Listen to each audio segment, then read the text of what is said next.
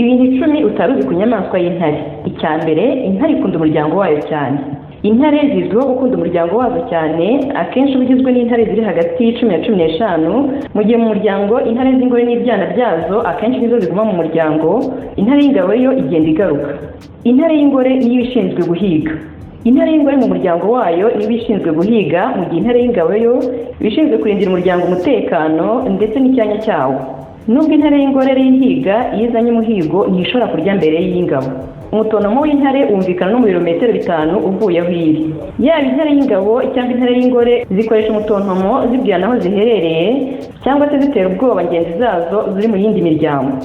Iryo jwi ryayo cyangwa se umutontomo w'intare uba ufite decibel 114 kandi uba ufite ubushobozi bwo kumvikana mu ntera y'ibirometero 5. Kunyaruka kw'intare ni karemano. Nubwo intare ipima ibiro byinshi, ariko ishobora kwirukanka ku muvuduko w'ibirometero 81 ku isaha. Intare kandi nkuru ku munsi irya ibiro bigeze kuri 7 by'inyama. Intare zita cyane ku mugara wazo n'ubwoya bwazo. Umugara w'intare ingano yawo iterwa n'imyaka ifite cyangwa imiterere yayo. Uko umugara wazo urushaho kugira ubwoya busa umukara, ni nako intare mu muryango wazo irushaho kugira igitinyiro ndetse n'ikimenyetso cyo kugaragaza ko ibana neza n'izindi. Ikindi kandi intare z'ingore zikunda cyane ingabo zifite umugara w'umukara ndetse na ngenzi zazo zirazitinya cyane. Intare zizi kubana zitabangamirana. Ibi biterwa n'uko intare ishobora kumara amasaha hafi 20 isinziriye, bityo kuyibona ishotorana bikaba gake cyane. Intare ziromboka cyane. Ijanja ry'intare igenda rikandagira hasi kuko ryoroshwe n'ubwoya bwinshi. Ubu bwoya nibwo bituma idatera urusaku yigenda. Bikaba kandi birayifasha gucakira byoroshye icyo ishaka kwica.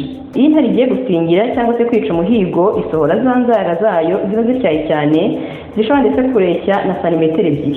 Intare zishyira umuryango wazo ku mwanya wa mbere. Uko umuryango w'intare uba mugari cyane, ni nako igira ubutaka bunini. Uko umuryango w'intare urushaho kwaguka, ni nako kandi icyanya cyayo kigenda cyaguka. Icyanya cy'intare gishobora kungana n'ibirometero kare 15 kugera kuri 400.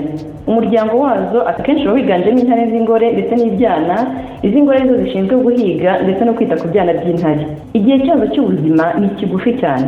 Intare y'ishyamba ntishobora kurenza imyaka 16 iriho, mu gihe intare yororerwa habugenewe ishobora kugeza ku myaka 25. Intare umwanya w'ishyamba ipima ibiro bigera ku 175, ikaba ishobora kureshya na metero ziri hagati y'imwe na santimetero 36 na metero 1 na santimetero 98 z'ubutambike. Mu ndeshyo intare y'ingabo iba ndende kurenza intare y'ingore.